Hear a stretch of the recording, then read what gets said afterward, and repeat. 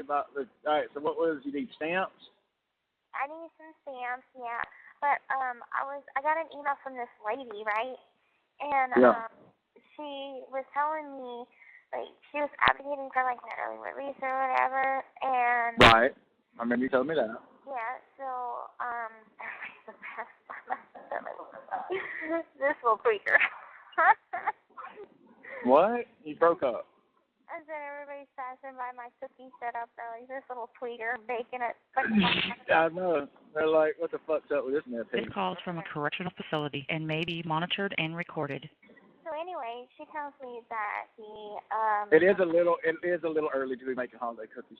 well, the thing is the microwave is like occupado from like 7 o'clock in the morning all the way till like friggin' 8 o'clock at night. Okay. So that's why I gotta like eat.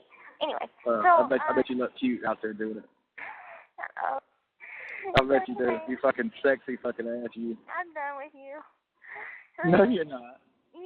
So this lady emails me and tells me that the BACA, who is the Bikers Against Child Abuse Association, Yeah. and they were supposed to be like backing her up and supporting her on her efforts, right, with me.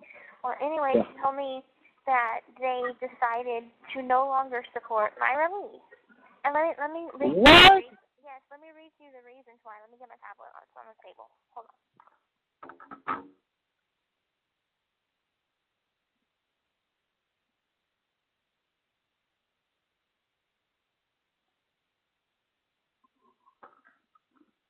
You there?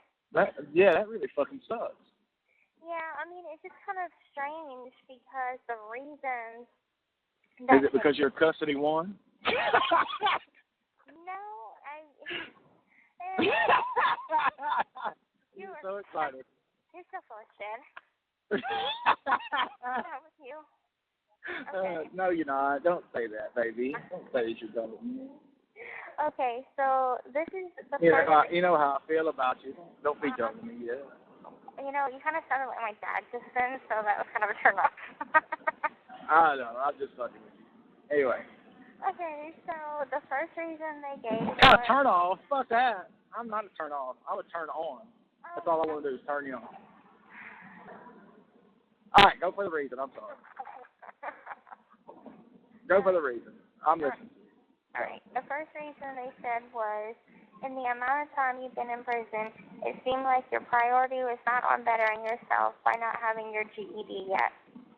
Okay. Second reason.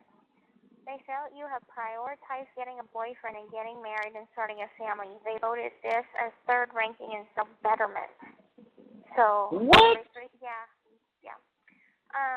They advised me to watch your interview with Dr. Phil, she put which I didn't want to watch. They said that after speaking with their legal team of the Dr. Phil show, they said you turned down his help with getting an early release and setting you up with an inpatient aftercare. I don't know if that's true or what. But they said that had you accepted Dr. Phil's offer, you would be in a halfway house by now. I don't know if this is true. I didn't watch the interview. Get the fuck out of here. Do you remember him asking you that? Yeah, and I accepted. So I don't know what the fuck they're talking about. Right, like why would you say, no, Dr. Phil, I don't need your fucking help? Like you were holding the show. That's like the only reason why I went on the show. So I don't understand. That doesn't make any fucking sense, Gypsy. That doesn't make any sense. I know. Number 4, through various other court documents, they were able to get that you were not showing any remorse, even though you take full responsibility for what happened on your part. You do show remorse. Well, shit, I know that for a fact, because June, when the anniversary came, you wouldn't fucking talk to anybody. I remember that. I know. Number 5. Baby, I'm sorry. Number 5, they feel your mini interview, TV, newspaper, magazines are showing that you are seeking fame and fortune. Sheila says, I don't What? believe this. Sheila's like, I don't believe this, and I'm sure in your own way your story will be someone's survival guide someday. But anyways, these are the reasons why BACA no longer supports my endeavors to get you released. And I I'm sorry, baby. The thing is, it's all very fishy to me. Like, there is a big cloud of red flags. This lady has always kind of given me red flags since the very beginning. And then she goes on to tell me, like, she was supposed to meet me earlier in the year, right? And she was like, I've got so much I want to tell you. You know, I've been supporting your release for so long now. And, like, I've written to the governor. I've written to senators. And I actually got a response back from one of the senators. But I asked her to give me, like, a copy of the letter. And she's like, oh, well, I got to find it. And then earlier in the year, she had some health issues. She's like a 60-something-year-old lady, okay? Right. And she's like, she had a heart attack earlier in the year, and then COVID hit. This call is from a correctional facility and may be monitored and recorded. So she couldn't come to visit me. And then I kind of just get, like, red flags because she kept talking about how she has meetings with the BACA Association, but she can't give me the name of even one member of BACA. She says that everything that I've given her, like my certificates, letters that I've written her, she's like, it all goes through BACA's attorney, but she can't give me the name of the attorney or the law firm. Yeah, that doesn't sound right. It's weird. And then What I don't get is how is this lady, like, how does she speak for you through BACA and you haven't done anything with them? Like, that's what I want to know is, like, who gave her the fucking right to speak for you, like in one of those things? And then I personally feel this lady's trying to get fame and fortune out of it. Yeah, it's my opinion. I feel that too, and like, I just, no matter who I talk to about it, they're like, yeah, there's something like fishy about all of that. And then she goes on to tell me, like, she and I haven't spoken in like a good 6 months. And I talked to her one time on the phone in the year and a half that we've been communicating. And not only that, to top that off, she brings her daughter into it and is like, oh, well, I'm so sorry I haven't been in contact. Turns out while I've been going through my chemo and everything, my daughter had deleted the JK app, blocked the JK app from my phone, and all this kind of weird shit. Yeah, she's like, my daughter got really jealous of you and basically put it, it's either you or her. And what?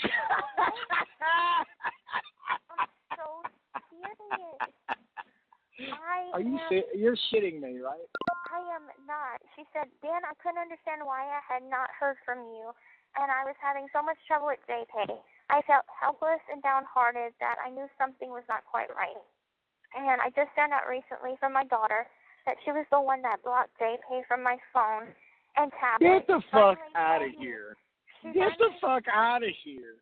She finally told me. Gypsy, you're lying to me. You're making all this shit up. I'm reading from the email. Man, the people you associate with. I guess. You have trusted some wrong people, baby. You know that, right? I don't even. Is that even possible to block JPay on someone's phone? No. All you have to do is get on their fucking Google and fucking download it. Oh, I don't understand. You have 1 minute left. You can block people, but, you know, I know from personal experience. I hate you, by the way. I'm hating it. Whatever. So this is like, I hate that I love you, actually. That's what the problem is. I'm going to call you back? Yeah, call me back, because I'm walking to work, so call me back. Okay. All right, bye. The caller, hello, this is a free call from... Hey, it's Gypsy. An offender at the Chillicothe Correctional Center. This call is from a correctional facility and may be monitored and recorded. To accept this free call, press 1. To refuse this free call, press... Thank you for using Securus. You may start the conversation now. Hey, I just got out of the bathroom. I have so much to tell you. Okay. Oh, my God. Okay. Well, first of all, how are you doing? You what? I said, first of all, how you doing? Good. Hurting, but good. Oh, okay. I heard from Sheila. I get really, really bad vibes. Like red flags out the wazoo.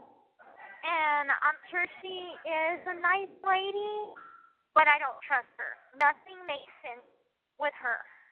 So I haven't heard from her in a couple months, okay?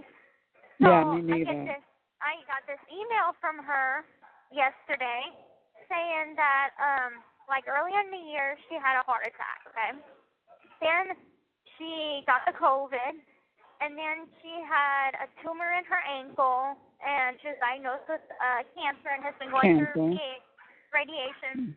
And she's like, I just found out that the reason why I haven't been getting your messages and you haven't been getting mine or whatever is because my daughter had blocked JK from my tablet and my phone because she was quote-unquote jealous, so jealous of me that she gave her mom an ultimatum, either her or me.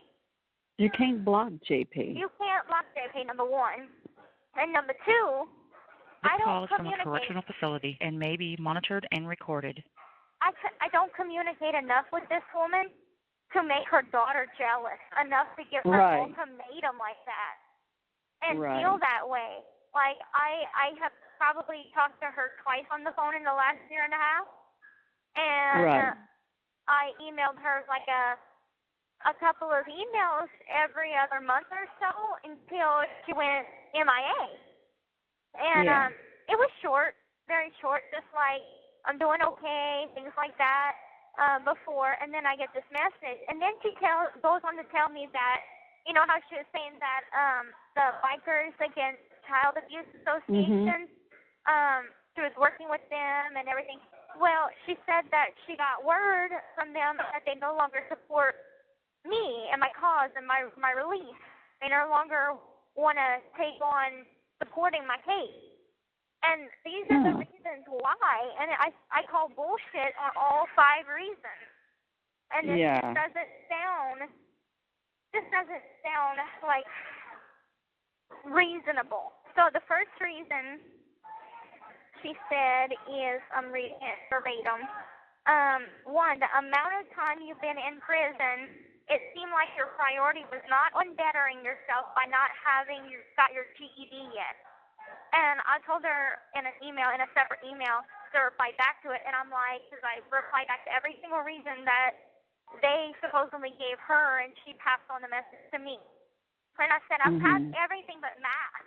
But math, right. And I'm like, I know that I struggle. That's my area that I struggle in. And I know I've been in school for a couple of years now. But to have passed every subject but that one without stepping foot in a classroom prior to incarceration, I think that they're not giving me, credit for that. Like, that's an achievement itself. Like, I'm not just sitting here. I'm trying. It's just, math is really, really where I struggle in. And, so anyway, and they keep making the test harder every year. Anyway, number 2, they felt you prioritize getting a boyfriend, getting married, starting a family. They voted this as 3rd ranking of self-betterment. What does my hopes and dreams for the future have to do with supporting me? Right. Forward? Like, that doesn't make any sense. If I wanted to be a clown in a clown circus, they're going to count that against me as a reason not to support me? Like, that makes a little sense. Then the 3rd one is bullshit. You and I both know this. They said, she said, they advised me to watch your interview with Dr. Phil, which I don't want to. After their correspondence with the legal department of the Dr. Phil show, they said that you turned down his help with getting you early release and setting you up with an inpatient aftercare. I don't know about that. That was never even discussed. I know. This is why I feel like this is shady. And she said, I don't know about that because I refused to watch the interview. And though I do think he could have helped you, you have to do what is right in your heart. They were told that had you accepted Dr. Phil's offer, you would have been in a halfway house by now. That's not true either. No, because they said when you get out, he would help you. Right. I've talked to Michelle many times from Dr. Phil, and she's like, yeah, whenever she's almost out, we're going to set it all up. Right. And I'm like, I didn't turn down his help. I thankfully accepted any help that he can give me, and that's whenever, and I let her know, I'm like, the prison is not allowing me to have the book and the CDs he wants to send me. Like, they tried to send it, and the warden, I guess, turned them away and was like, no, I don't allow her to have it.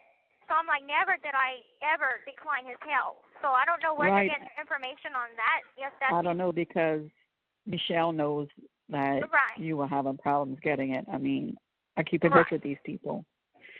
And then number 4, through various other court documents, they were able to get that you were not showing any remorse, even though you take full responsibility for what happened on your part. And I said, yes, in earlier court documents and hearings, I did, I guess it could be perceived as no remorse. But, I mean, that's by perception, really. And I This said call is that, from like, a correctional facility and may be monitored and recorded. I said in the last 5 years, like, I've had time for it to sink in. And, yes, I do have remorse. I'm like, it's very easy to judge once you're a spectator. You don't know what I'm feeling. Right. They never walked in your shoes. Right.